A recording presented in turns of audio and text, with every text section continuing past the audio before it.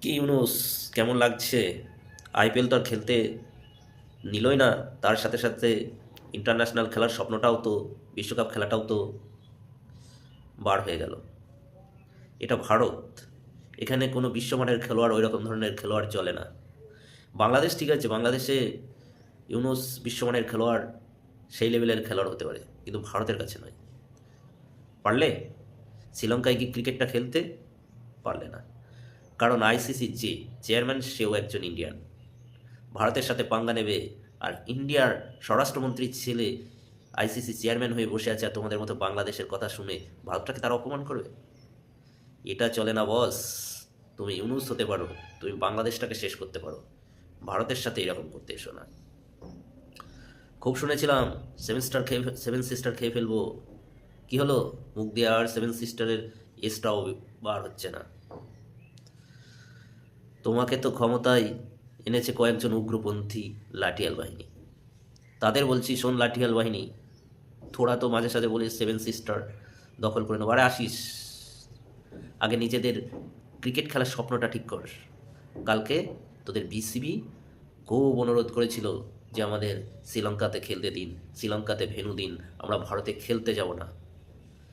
ICC স্পষ্ট জানিয়ে দিয়েছে শ্রীলঙ্কাতে খেলতে যেতে হবে, নইলে সেই পয়েন্টগুলো বিপক্ষ দলের চলে যাবে। তোদের খেলা 7 তারিখে ইডেনে, তারপর মুম্বাই, 7টা খেলা আছে সম্ভবত, মেবি।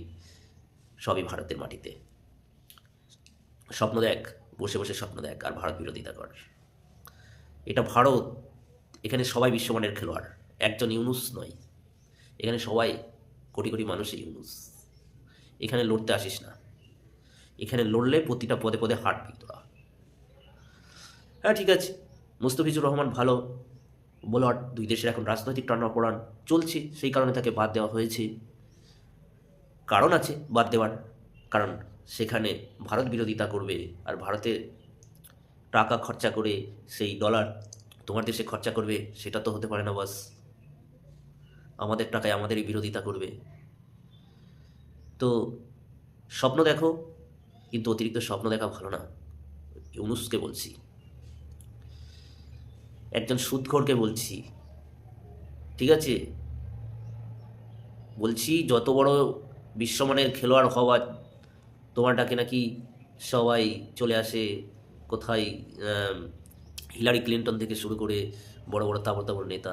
কিন্তু এটা ভারত, এখানে ডোনাল্ড ট্রাম্পকেও পাঙ্গা নিতে হলে ভেবে চিন্তেই নিতে হয়। আর তুমি তো, এখানে বিশ্বমানের ওই রকম ধরনের খেলোয়াড় চলে না।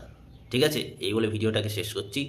ভারতের সাথে বেশি পাঙ্গা নিতে এসো না ইউনুস, এর পরিণাম খুবই খারাপ হবে। ঠিক আছে, ক্রিকেটের স্বপ্ন তোমাদের চিরতরে শেষ, শেষ করে তোমরা নিজেরাই করছো। তা নয়, ভালোভাবে ইন্ডিয়াতে খেলতে এসো, ইন্ডিয়াতে ভালো প্রোটেকশন দেওয়া হবে, প্লেয়ারের কোনো কিছু হবে না। কিন্তু বেশি পাকামো করতে যেও না, তাহলে ক্রিকেটটাও স্বপ্নই থেকে যাবে।